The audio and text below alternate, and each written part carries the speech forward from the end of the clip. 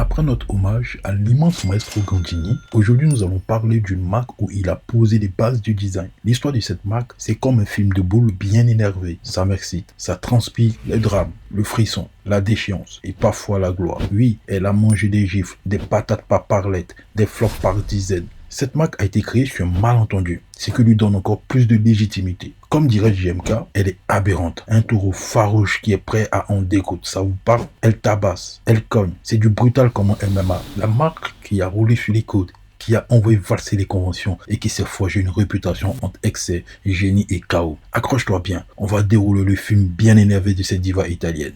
Comme vous l'avez compris, c'est Lamborghini. Fin de la vidéo. D'où nous vient le nom Lamborghini? Le nom Lamborghini nous vient de son créateur, Ferruccio Lamborghini. Normal.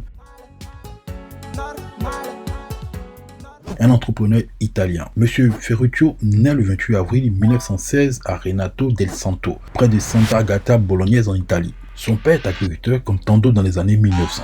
Son père vit dans un petit village rural d'Émilie-Romagne, une terre fertile mais rude. Il ne possède pas grand-chose, mais il a la terre et la volonté. Il cultive le blé, les légumes, parfois la vigne. Il connaît les saisons par cœur, les caprices du climat, les joies simples d'une récolte réussie et les galères d'un tracteur qui tombe en panne. Il est un homme manuel, ténace, silencieux, forgé par le travail. Comme les femmes de cette époque, la mère de Ferruccio est une femme discrète, pilier du foyer. Elle élève Ferruccio avec amour et fermeté, dans une maison modeste mais remplie de chaleur. Elle veille sur la famille, elle représente cette résilience italienne ancrée dans les valeurs de famille, de sacrifice et de patience. Sa mère ne comprend pas forcément la passion de son fils pour le boulon et les carburateurs, mais elle le soutient. Elle ne s'oppose jamais à ses projets, même quand il semble fou. Pendant son enfance, il aide à la ferme comme tous les enfants. Mais adolescent, il commence à se détacher du sillon. En sens propre, il n'est pas attiré par le métier d'agriculteur, contrairement à son père. Lui, ce qui le regarde, ce sont les tracteurs, les outils, les moteurs. Il démonte, il bricole, il remonte, il apprend par lui-même. Pas par des livres, par l'instinct et la pratique. Son père sent que le monde change, que la mécanisation arrive. Il voit bien que son fils Ferruccio est différent. Un gosse curieux, habile, obsédé par les machines. Il finit par accepter l'évidence. Ferruccio n'est pas un fermier, il est un mécanicien dans l'art. Alors, il envoie étudier à l'école technique Fratelli Tadia à Bologne, où il est spécialiste dans la mécanique industrielle. Et là, c'était comme si on lâchait un taureau dans une arène. Il fonce. Il charge, il dévore la technique. Chaque piston devient une prouesse, chaque boulon un défi, chaque moteur un champ de bataille où il veut régner. Ferruccio s'éclate. Il comprend le moteur comme un musicien comprend une partition. Il est rapide, ingénieux et surtout audacieux. Grâce à ce duo, un père sévère qui veut la réussite de son fils. Une mère stable et encourageante, Ferruccio grandit avec un ancrage solide. Il est déterminé à aller de l'avant. Il doit rendre fiers ses parents. Il comprend la terre, le travail, la sueur, mais il comprend aussi les limites des agriculteurs. Et c'est là que naît l'envie de créer ses propres machines. À la fin de ses journées de l'école ou pendant les vacances, il retourne à la ferme, mais il ne va pas labourer. Non, il se crée un atelier de fortune avec les outils qu'il a sous la main. Il y rétape tout ce qu'il roule. Bicyclette, motocyclette, moteur d'arrosage, tout y passe. Il commence même à customiser des engins juste pour voir s'il peut les rendre plus puissants. Pourquoi se contenter de ce qu'il marche quand on peut créer ce qui dépasse les limites? Il rend fiable le tracteur de sa famille et lui donne plus de patates. À la fin de ses études de mécanique, Ferruccio a une solide réputation à l'école de technologie de Bologne, dont il sort diplômé en 1938. Pour les garçons du fond de la classe, ce qui vous rappelle l'année 1939.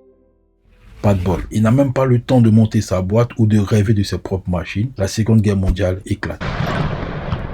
Comme tous les jeunes Italiens de l'époque, il est appelé. Ça sera une période sombre pour lui. Comme le dit si bien un proverbe, ce qui ne te tue pas te rend plus fort. L'Allemagne des nazis était étroitement liée à l'Italie. Ferruccio s'est retrouvé du mauvais côté. Il est envoyé sur le front en tant que mécanicien pour l'armée de l'Axe, sur l'île de Rhodes en Grèce. Et là, il bricole, répare, invente. Il ne conduit pas des tanks, il les ressuscite. Et les difficultés vont affermir son caractère et renforcer sa connaissance en mécanique. Avec 3 bouts de ferraille et un tournevis, il redonne vie à des moteurs morts. Comme j'ai dit plus haut, pas de bol. Il se fera capturer. L'armée anglaise remarque qu'elle a un génie de la mécanique et très vite il sera nommé mécanicien, manutentionnaire du parc automobile et d'avions sur cette île. Il n'est pas payé. Normal, il s'est fait prisonnier. Mais il est content. Après tout, il exerce son métier et sa passion. Et comme tout a une fin, en 1945, c'est la fin de la guerre. L'Italie est à genoux. Mais Ferruccio, lui, est prêt. Il revient à Renasso avec une idée claire. Vu l'expérience acquise en mécanique, il ouvre un petit garage dans sa ville natale. Et pendant son voyage de noces, il découvre un nombre incalculable de des pièces détachées de véhicules militaires dépouillés de toute arme à l'abandon, et c'est là que lui vient l'idée de les transformer pour en faire des tracteurs agricoles. Ce mec est un génie. Il construira un premier tracteur vitrine et l'offrira à son père. Et là, ça fait un boom.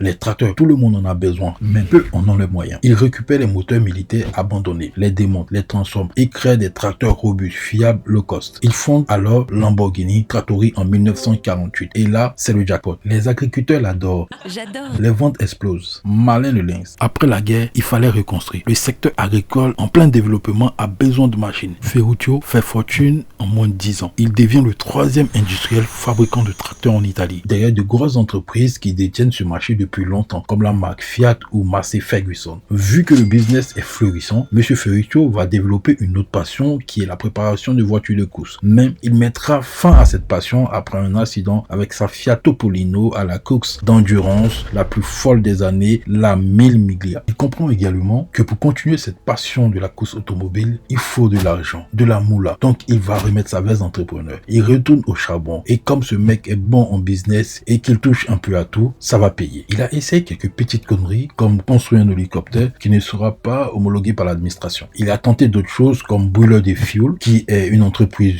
de chauffage qui aura du succès. Il a aussi créé une entreprise de fabrication de climatisation commercialisée sous le nom de la marque Lamborghini Cala. Il pèse dans le game. Il aligne des succès, doublant sa fortune. Pour ça, il obtiendra un prix italien Mercurio d'Oro, l'une des plus hautes distinctions civiles italiennes qui donne droit au titre honorifique de Commendatore. Quand on t'appelle en Italie Commendatore ou doctoré, c'est que dans ton domaine, tu es en haut de l'échelle. Il est riche, alors il va commencer à claquer ses sous dans sa passion pour les voitures de sport et de prestige avec des Alfa Romeo, des Lancia, une Mercedes 300 SL, une Jaguar type E, le mec avec 2 Maserati 3500 GT et quelques Ferrari, surtout les 250 GT. Il n'est pas le genre de gars à laisser pourrir ses voitures dans un garage. Non, non, non. Il les pousse à fond sur les routes italiennes. À force de conduire ses Ferrari, il commence à remarquer des problèmes de fiabilité, surtout l'embouillage. Il les fait changer plusieurs fois à Maranello et ça l'énerve. Petite anecdote, vu que ses Ferrari avaient tout le temps des problèmes d'embouillage, un jour il ouvre une de ses Ferrari lui-même et là c'est la stupeur. Cet embouillage c'est exactement le même que celui qu'il met dans ses tracteurs. Ferruccio hallucine. Il est étonné de retrouver des pièces en kit de tracteur que lui-même fiabilise dans ses voitures aussi puissantes. Il dira Ferrari ose vendre ça comme voiture de luxe, donc il va demander à rencontrer Enzo pour remonter tous les problèmes qu'il rencontre avec ses Ferrari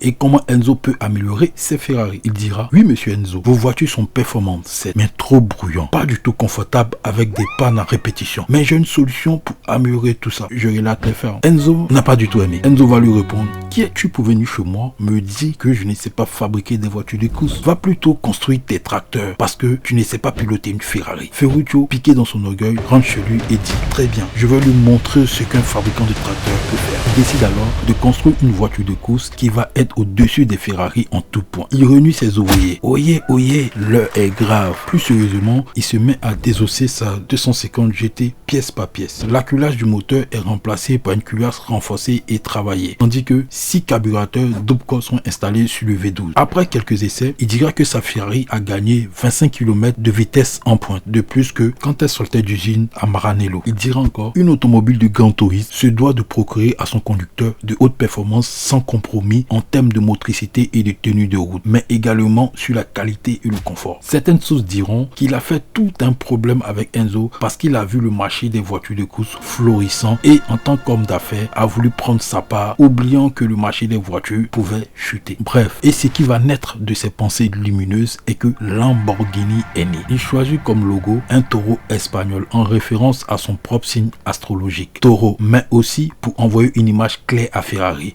Je ne recule pas. Je charge. En 4 mois, il montre une équipe, des ingénieurs débauchés de chez Ferrari, Maserati, Alfa Romeo et il lance Automobili Lamborghini en 1963 à Sant'Agata Bolognaise. Il achète un terrain à quelques kilomètres de Modène, dans le fief de Ferrari. Est-ce une provocation pure et simple? Il fait construire une usine ultra moderne avec une idée folle pour l'époque. Faire une voiture de luxe, confortable, rapide, mais aussi fiable. Pas une bête de circuit, une super car de route pour les hommes qui veulent aller vite, avec style et classe. Il débauche les meilleurs ingénieurs. Gianpaolo Dallara, ingénieur châssis, jeune prodige. Giotto Bizzarini, ex-employé Ferrari, concepteur du V12. Franco Scaglione, designer. C'est pas une équipe équipe. C'est un commando d'élite. On est en 1964. Ferrari domine. Maserati parade. Alfa Romeo observe. Et là, entre en scène une inconnue. Une voiture sortie de nulle part. La 350 GT, signée Lamborghini. Tout commence avec le prototype 350 GTV, présenté au Salon de Turin en 1963. Une voiture concept, un peu trop extrême, trop brute, mais elle fait du bruit, littéralement et médiatiquement. Ferruccio écoute les critiques au lieu de se vexer. Il corrige, affine, polie. En 1964, la 350 GT naît. Le vrai premier modèle de série Lamborghini. Un moteur V12 de 3,5 litres, conçu par Bizzarini, le mec derrière la Ferrari 250 GTO.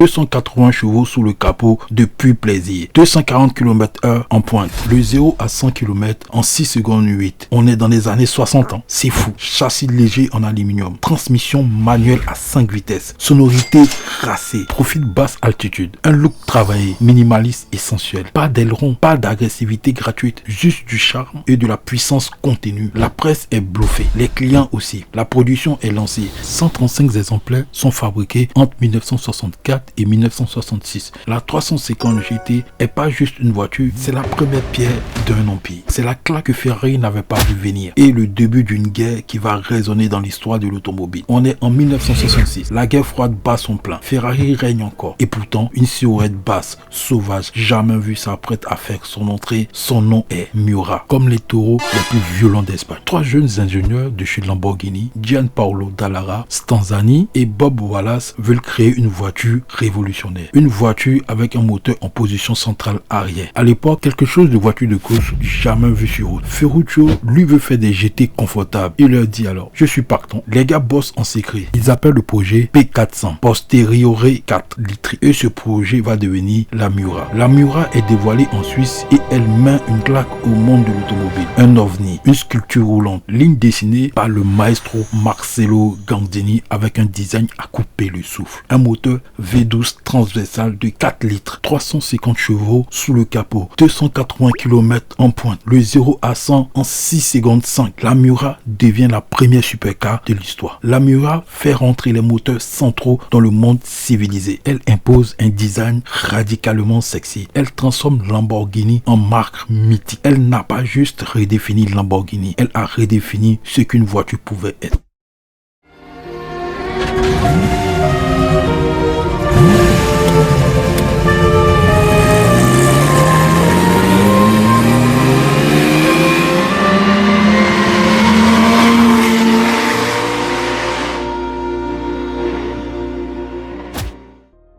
Après la Miura, le monde pensait avoir tout vu. Mais Lamborghini allait aller encore plus loin, plus bas, plus tranchant, plus irréel. On est en 1970. Dans les coulisses des Lamborghini, Ferruccio a encore envie de frapper fort. Il lance le projet LP112. Un projet fou, visionnaire. Il confie le design une fois encore au meilleur, le maestro Gandini. Le mec qui avait fait dessiner la Miura. Et là, il lâche tout. Porte en élytre qui s'ouvre vers le haut. Ligne brutale, anguleuse, agressive. Position de conduite basse comme un cockpit d'avion. Aucune concession au confort. C'est un missile sur roue. Voici une anecdote. C'est gratuit. C'est pour vous. Quand le prototype a été présenté pour la première fois, un ouvrier a lâché Countach. C'est un juron piémontais qui veut dire bordel. Incroyable. Waouh. Et c'est resté. Ce n'était plus un projet. C'était un mythe. Moteur V12. 3,9 litres. En position longitudinale arrière. 375 chevaux. Le 0 à 100 en 5 secondes 4. Vitesse de pointe 300 km/h. Poids plume pour l'époque, 1065 kg. C'est une voiture rapide, violente, sans filtre et surtout, elle ressemble à rien d'autre. La Countach traverse les années 70 et 80 comme une rockstar. Elle devient la voiture des stars, des posters, des clips. Tout le monde la veut, personne ne l'oublie. C'était une arme, une déclaration, un cauchemar pour certains garagistes, mais un rêve pour toute une génération. La supercar la plus audacieuse des années 80, la voiture qui a défini le look Lamborghini pour toujours. Miura était la révolution, Countach était la provocation. Et ensemble, elles ont mis le feu à l'histoire automobile. En 1973, c'est la crise pétrolière. Le prix de l'essence explose. L'augmentation du prix du pétrole orchestrée par l'OPEP engendre un ralentissement de la croissance mondiale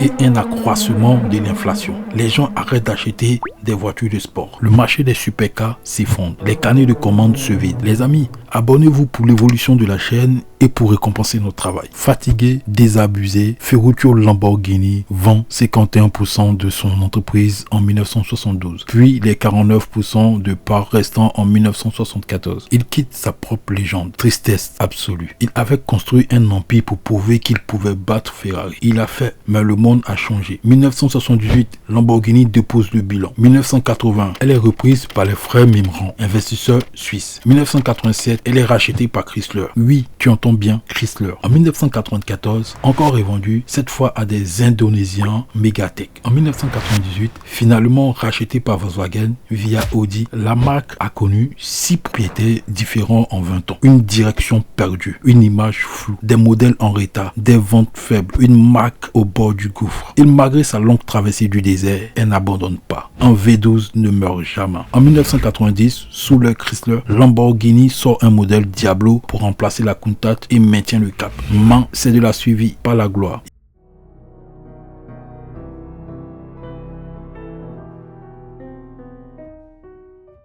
Pendant que la Diablo essaie de relever la marque, M. Ferruccio nous quitte définitivement le 20 février 1993 à l'âge de 76 ans à l'hôpital de Pérouse. Lui qui voulait tellement voir sa marque au sommet. 2 ans après la mort de son père, Antonio Lamborghini crée en 1995 le musée Ferruccio Lamborghini près de Bologne. En 2002 est sorti Lamborghini, l'homme derrière la légende.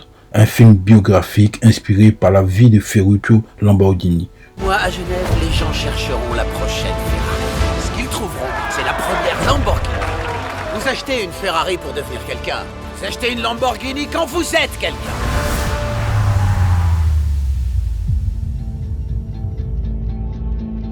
Qu'est-ce que vous dessinez? Qu'est-ce que vous voyez? Des lignes sur une serviette. Et vous, qu'est-ce que vous voyez?